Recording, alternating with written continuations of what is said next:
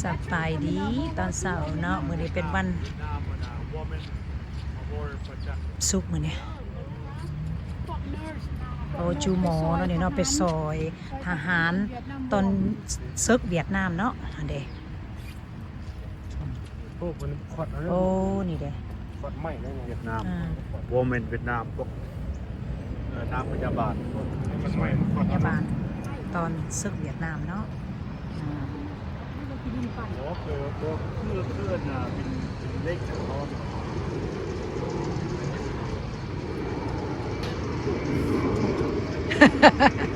เบิ่งคนลาวเฮามาเบิ่ง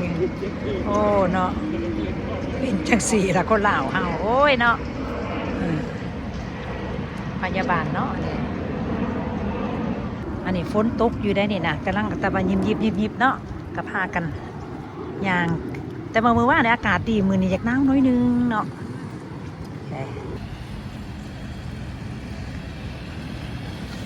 ต้องทำความสะอาดเพิ่นเขาก็กดดินเป็นสีอันน่ะปลูกหญ้าใส่ดีกันดิหญ้ามันตายครับ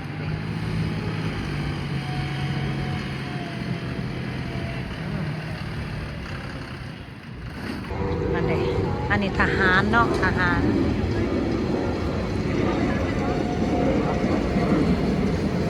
ปีมันแล้ว พยางมึงหมองชื่อนี้ โอเค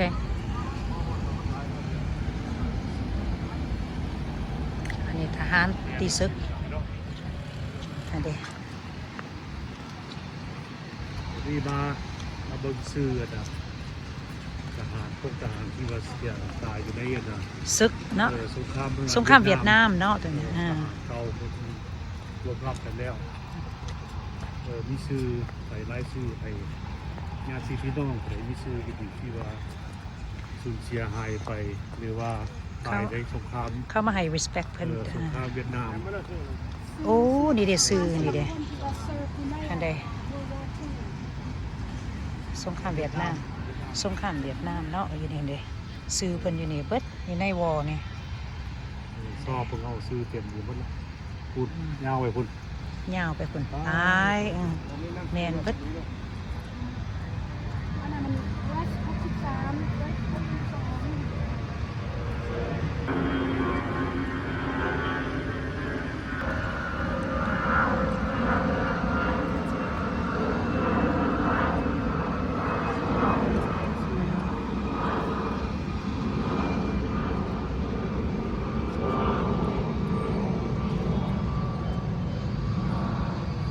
ยาวไปหอดปูนทางลมปุ่นยาวไปทางลมเลย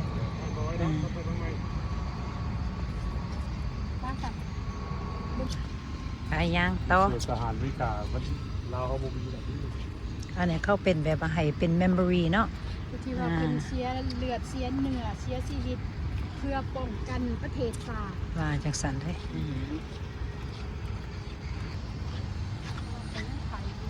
มาที่บอกว่าไลฟ์เลยคือว่าเจอหน้าเด็กมาก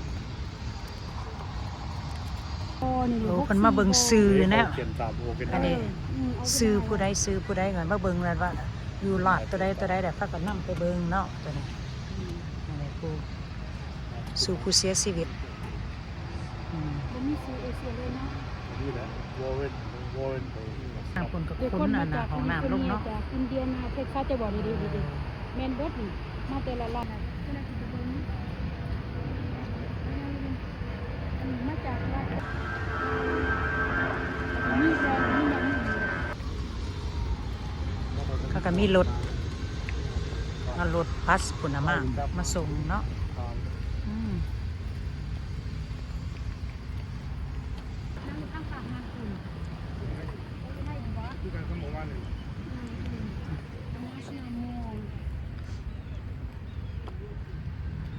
ได้แคปิตอลอยู่หันนี้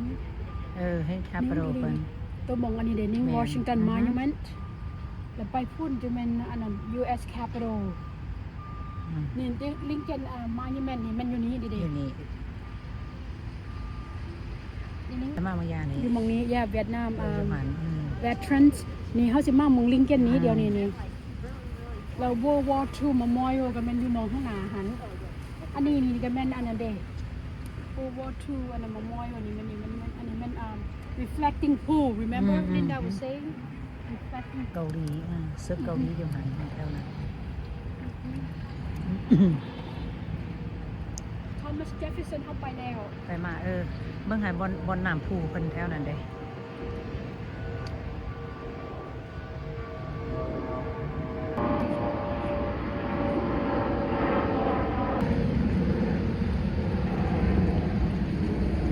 ก็งามเท่าเดิมขย้อนเป็นเปียกมันยังคนกันยังมาหลายๆได้เนี่ย reflecting pool โอ้ yes ได้เห็นเลยทางไปเลย นี่ค่ายที่ไปดิ อันนี้ดูไว้ค่ะ ใส่เนี่ยไปเห็นไวท์เฮาส์เพิ่นว่าโอ้ yes ฮันเดไวท์เฮาส์เพื่อนบน president อยู่เนาะทางหลังปูนเนาะเธอทางหลังคนอ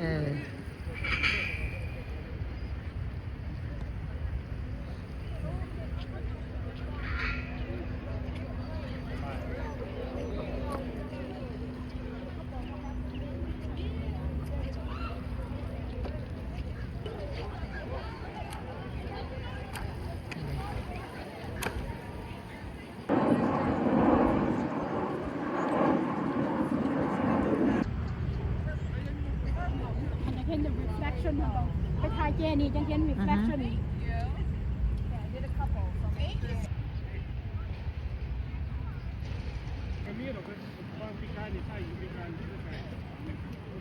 เป็นยังเฮ้ยไม่มีซื้อ ป้ายแต่มันมีรัฐออร์แกนซอมิชิแกน โอแมนอย่าเขาอันนี้แปลว่าอันนี้จูนี่อันนั้น โอ้ย่าโมเมนต์ตัวจริงเขานี่ อ้อม โอ้ อ้อมอยู่ในเรื่อง บางคนก็เป็นบนไวท์เฮาส์เนาะอันนี้ไวท์เฮาส์บน president อยู่เนาะทางหลังคนอันเดแต่ทัวร์เด็กหน่อยกำลังมาเนาะ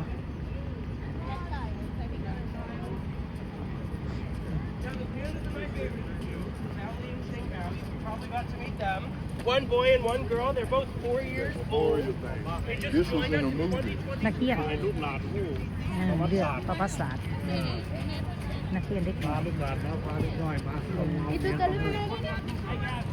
ลูกศิษย์มาบางอันนะคู่กับพ่อคู่คนเอ้า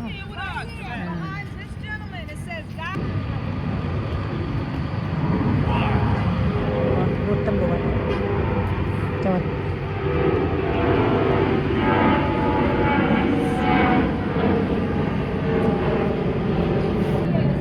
โอ้แม่นบ่เด็กตำรวจกระยางเลยแถวเนี่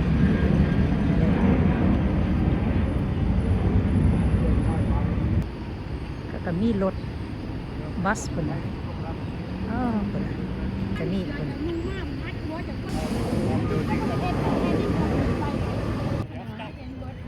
อันนี้พวกเขามาเนี่ยแคบบ อลสิขึ้นไปจะหน่อยนี่ไปเบิ่งนี่เนาะ แต่ถ้าตะกี้มันเป็นแบบนี้แล้วมันบ่มีแนวบัง ได้บอกมันบ่มีแนวบัง แม่นแต่ถ้าตะกี้บอลบ่มีบอล เห็นบ่เพิ่นมาบังนี่ไว้ เพิ่นมาบังแม่น เพื่อให้คนที่ว่าขึ้นวีลแชร์ขึ้นไปน้ำได้ อือฮึ เด็กน้อยอยู่ล่อเด้เพื่อเด้ talk about memorial คุณ of President เพิ่น Abraham ปลุกแต่ Lincoln ปี1900อันนั้นมันแล้วนะปี1922เนาะ1922 began in 1914 เริ่มหันแต่ว่าอันน่ะ 1914 1914 เริ่มเฮ็ดให้มัน1914 8 ปีจังแล้วเนาะ โอ้เพื่อสิแล้ว หมดสิ้นเราถูกสังหารว่ามัน โอ้ เป็น เย่เพิ่นถูก แอป สัง โชว์ หารนั่นมันปี1865เนาะ 1865 เป็นจะได้ each stake each column แม่น represent the stake at the time of Lincoln's death Man, so that means how many state was United States at the time it was 48 columns that means there's only 48 states 48 สเตทรัฐเมืองบ่เคยสเตท สเต็กเป็นคัน 19 เดี๋ยวบ่ได้ป้ายมีชื่อบ่ได้น่ะ แม่เห็นอยู่ there's only 48 states เนี่ย when แต่ he เขาตะกี้ died บ่ทันได้มี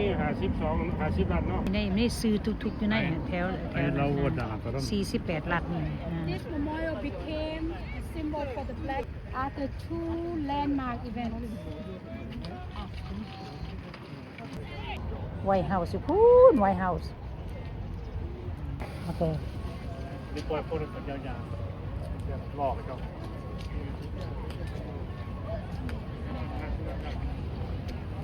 ตำรวจ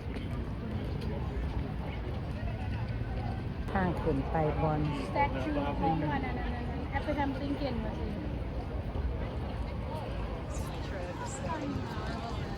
ให้ว่า อั มัน น นี้เป็นต้นเสาหนี เออ มันนั่น โอ้เป็นต้นเสาตั้งหนาเป็นเสาเป็นเสา ตอน President Abraham Lincoln ตอนที่ตายมี48ลัดอันนี้เป็น represent 48ลัดไม่48เสา ตรงนี้48เสา มันจะมี50กับ52ลัด because they easier than that. Originally, we like the yag trying to get it in. No, I don't. The cherry. ฮันเด แม่ดูตรงนี้ตัวจะเป็นแบบนี้รับประเทศอเมริกาสลับกันประเทศอเมริกา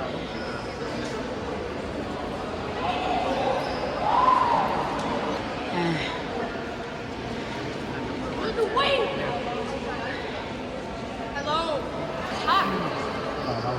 ฮันเด President President ผู้ดีโพดปล่อยอาณาถาดเนาะถาดของคนดำด้วย President คนเสรี โพดปล่อยคนดำแต่คนดำก็มากเกิน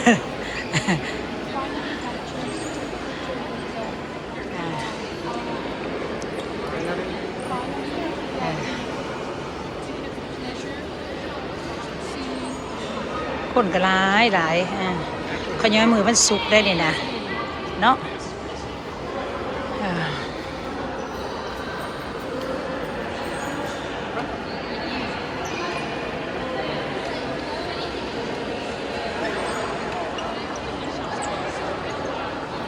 เอาโอเคเนาะเอาเจอกันใหม่คลิปหน้าเด้อขอบใจเราแต่ USA กันทุกรัฐทุกเมืองเนาะอันเด เสา เมือง แต่ เป็น ละเสานี่ representing แต่ละรัฐ รัฐไผรัฐมันได้เสานั่นอันนี้รัฐตัวนี้เสานี่แม่นของเป็นโซเวเนียเนาะอันนี้ก็จอร์เจียแน่อยู่เมืองแมสแน่อันเดหลายละเสาเนี่ย คือว่าได้ไม่อยู่ตรงนี้นะที่เสื่อนะเขาชอบไปเป็นบนเลยนะคือไปเซอร์ฟิกตัววายมันอยู่มันจ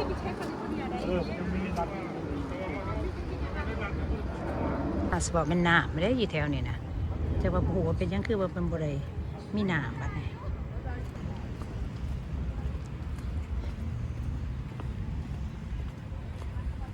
ซี่เนี่ยนะพ่อผลโอ้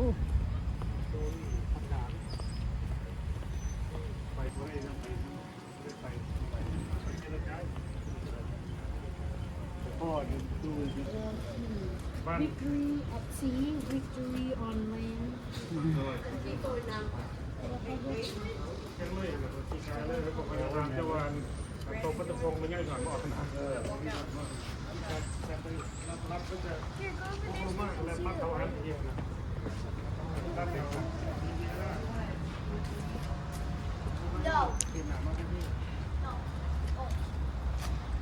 นี่พี่เช็คดาว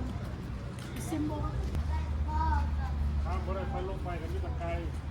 เพื่อนนั่นนี่มันโตบริษัทนี้ตะไคร้จำเพื่อ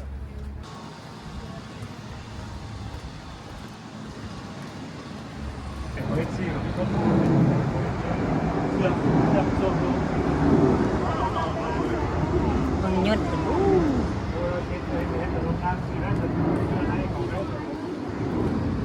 เสื้อแบบส่งน้องแบบผูกพันกัน โอ้เสือกค่ะมันสามัคคีเด้อค่ะเด้อเป็นคือเสือกค่ะนะ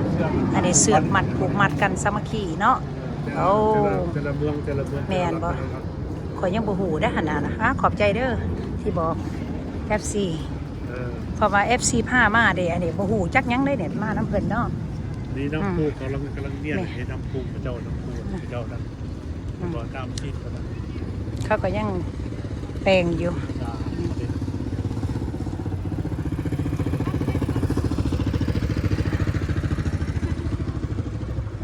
ก็เนี่ย เวลา โอ้ อันนี้นี่เป็นราคาที่ว่าคนอเมริกาจ่าย ว่าเป็นราคาแนวใดราคาที่ว่าชีวิตของคนอเมริกาตายที่ว่าไปในสงครามโลกครั้งที่2 แม่นทางรถ เป็นบอกมี4,500,000 คนตาย เสียสละเป็นอิสระ อ่าฮะ โอ้ สาม ครั ร้ บ อยก็คือว่า แล้วบาทนี่ตายอยู่ในสงครามโลกที่ ในซีวิลวอร์นี่600,000คนมันบอก โอเค หลายกว่า หลาย กว่า World War II อีก ผมใช้ตัวมัน yes อันนี้เป็นสตาร์เด้เป็น ก็ของคนที่ว่าเสียชีวิตแบบดาวนี่หมายความว่าตอนหนาของ คนเนาะ ชีวิตทหารอเมริกา ชีวิตทหารอเมริกาที่เสียชีวิตเสียชีวิต เสียสละตอนนั้น ซึกอันน่ะซึกอัน World War II World War II แล้วก็สงครามกลางเมือง อ๋อ เขาเอิ้น Civil War มันบอก อือฮึ ภายใน สงครามในประเทศ Right here, Ning. The price of the freedom. เพิ่นว่า here we mark the price of freedom เด้อ ไม่ได้หรอก กระซึกทั้ง ร่วมแล้ว เป็นหลายคนที่เสียชีวิตเนาะเพิ่นก็เก็บเนี่ยเป็น memory บ่นะ อันอยู่ในนี่ตามธรรมดาแหละเพิ่นสิเปิดน้ำพุแม่นเขามายางบ่ได้สิเป็นน้ำพุขึ้นมาเพิ่นเต็มเบิดแน่นี่ ก็ยังแปลงอยู่เพิ่นยังแปลงกันอยู่ สอมแซมอยู่มันบ่ทันได้อันเปิดน้ำเขามา เป็นรถมาดำลงนี้ yes โอ้ปะ ตาม นะ ธรรมดาสิเป็นน้ำพุอยู่ในนี่เฮาเขามาบ่ก็ได้เล ไม่ ย รอดเข้าน่ะใกล้เนี่ย ใส่ไปเบิ่งรัดของข่อยก่อนเด้าอย่างไปหันรถ เอ บ่ อ ไม่ให้ก็พอแล้ว เนี่ยตามธรรมดาพวกเขาสิอยู่นอกเพิ่นเบิ่ง คือจะอย่างก เขาก็ยังกันเอามาจะในรถมีบ่ว่าวัด ำรถมันน่าจะลง เนี่ยมัน เขาบ่ได้ให้ยางเข้าบ้านได้ใครเป็นเปิดน้ำ เนี่ย เนาะ ตามธรรมดาเลย น้ำ น้ำ ห้องมันคนเดียวบนสุพรรณมูลกินแล้วทำก้อนเดียวทำก้อนเดียวบนสุพรรณมูลกินแล้ว ฮันดีรัด ก็เอาออกจากจากรถ รัดโรดไอแลนด์ฮันดีแถวพุ่นได้ เขาก็จะมีถึงว่า ฮันดีพุ่น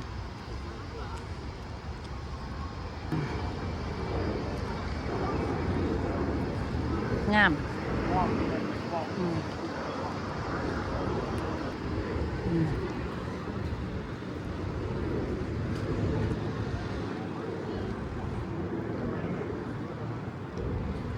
เสื้อน้ำผมเสื้อ สี น้ อันนี้แม่นว่าสงครามเอ็นแล้ว ำเอ็นเลย อันนี้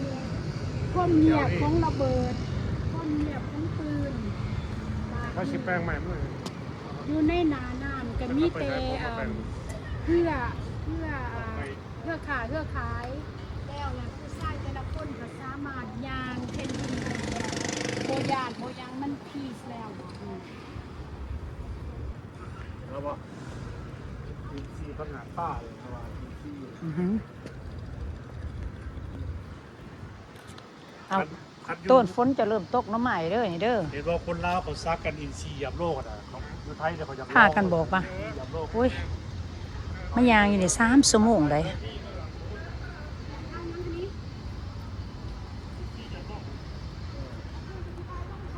สบายดีมึงอะ ฝนตกยิบยับอยู่โอ้ยเนาะ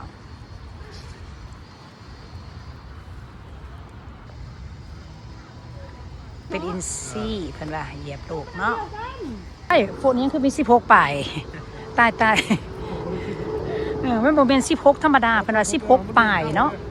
เพิ่น iPhone มาเพิ่นว่าจะเพิ่นจะได้ตัวใหม่เด้ เชื่อใช้ไม้แบบโซลูชัน เบิ้งเฮ็ดให้แน่บ่เด้อ ตายละบ่เอา17เพิ่นเอาแต่16ครึ่งเพิ่นว่า เดือนเก้าเดือน2 ปีนี่เลย ลูกท่วมก็เป็นของอเมริกาบ่บาวัดท่วมก็เป็น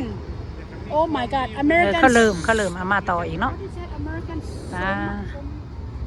เฟซบุ๊กเฟซบุ๊กอะไรนะที่วันที่นี่มองไม่ได้การทำนี่การทำเนี่ย อันนี้เป็น Pearl Harbor เพิ่นว่าปี1900 December เนาะเดือน12วันที่7ปี1941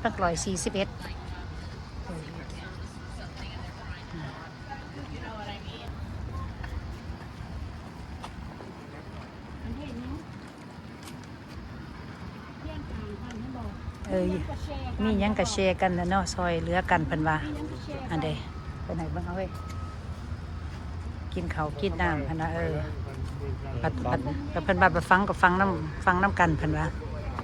แต่อีต้น เพราะว่าเขาบ่ทีมกันทหารได้เขา ทหารบ่ทีมกัน เนี่ยในคนระเบียบกันนั่นแหละเขาบ่ทีมกันแม่ก็ยากตายก็ญาติดึงต้องเอามาศพกันน่ะแกมาแปลกมา Don't leave nobody โอ้คือแล้วงามตอนนั้นเอาไปขอกันตื่นก็เริ่มว่า มันค่ายทหารบ่อยู่หั่นอันเด้มีค่ายทหารเด้ของเขาข้างหลังก็เป็นไวท์เฮาส์เด้สงคราม World War II เนาะ ให้เขาทหารเรือรบรบ นี่รถวิ่งนะรถทัวร์เขาเนาะอันเด้ เขาก็มีอยู่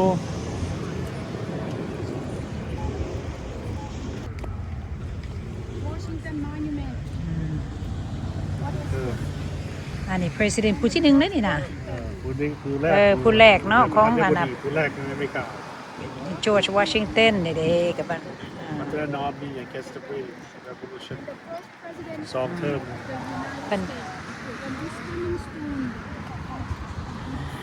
was completed in the world today the monument tower over Washington DC reminding us of Washington life legacy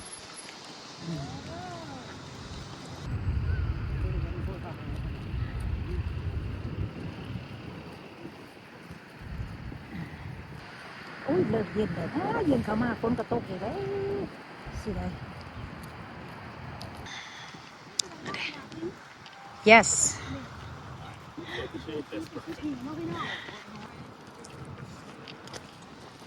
กันย่างไปโอ้ยเนาะไปหอดไปบนแถวอันน่ะแคปิตอล วันอันไวท์เฮาส์เนาะ ประธานาธิบดีจุดแรกที่ทำวิทย์ตรวจวัดสิงตันจะลึกถึงเรารับกันตะปูนี่หมายความหนึ่งหมายความที่ลึกกระโบแต่ไม่ยังติดตะปูมีใครตอบได้บอกได้คอมเมนต์มาเลยใครอะไร ใกล้สิฮอดแล้วไวท์เฮาส์มวน President U เนาะ เนี่ยต้นไม้นี่เกือบบรรดา200 กว่าปีแล้วเนี่ยต้นไม้ ต้นไม้เพิ่นน่ะ200 ปีเพิ่นว่าเบิ่งหั่นน่ะอ๋อ พ่อกับบรรดารักเลยคน หั่นน่ะ 200 กว่าปีแล้ว ย่างไปไวท์เฮาส์เพราะว่าเดี๋ยวนี้สิว่า ตัวห้องไปหายจะทู่ท่อมอยู่ ไปหาประตูถ้ำได้นี่นะแล้วสิออกมาบ่ ไปสนทนากับเรา ว่าเป็นหยังบ้านเมืองว่าติ คือเป็นจังซี่บ่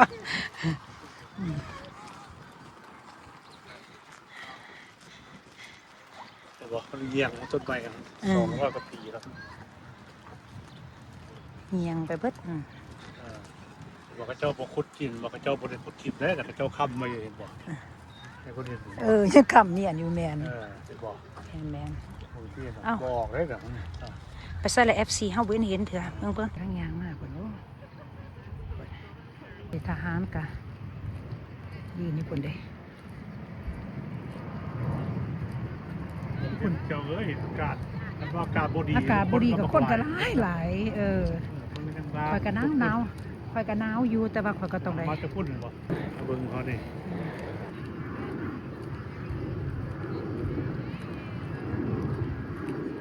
ข่อยหนาวอยู่ข่อยก็ถ่ายเลยอยู่ถ่ายวิดีโอ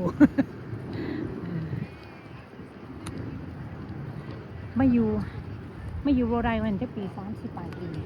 ยังบ่เคยมาได้นี่นะบ่อีดีดอกก็บ่ได้มานะบ่ได้ตั้งใจมาเด้เนาะ ปวดกระพายกระพาย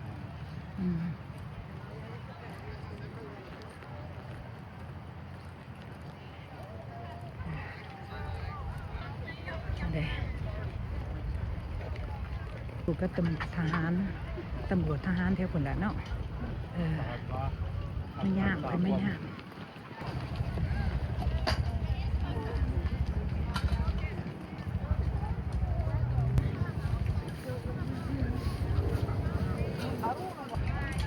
อันนั้นก็เป็นบอลเพื่อนประตูถ้ำเนาะเพื่อนประตูถ้ำ คอ ตัวมาตัวมันเทิงๆสีเขียวปุ่นเนาะ building สีเขียวปุ่นเทิงๆปุ่นบอลพิมพ์เงินเนาะพิมพ์เงินอเมริกาเด้อแถวปุ่น ต้นไม้บอกว่า เด็กทางในเพิ่นก็เป็น White House เนาะปุ่นเลยWhite House one president view โอ้ยลมหลายเด้อลงแห้งลีกันบัดนี้เอ้าอันเด้คุณน่ะพากันดีฝนนะบัดนี้น่ะก่อนพากันว่าอันนี้โอเคเอาจบคลิปแล้วบัดนี้เจอกันคลิปหน้าเด้อขอบใจเด้อกับเราไต่ USA โอเค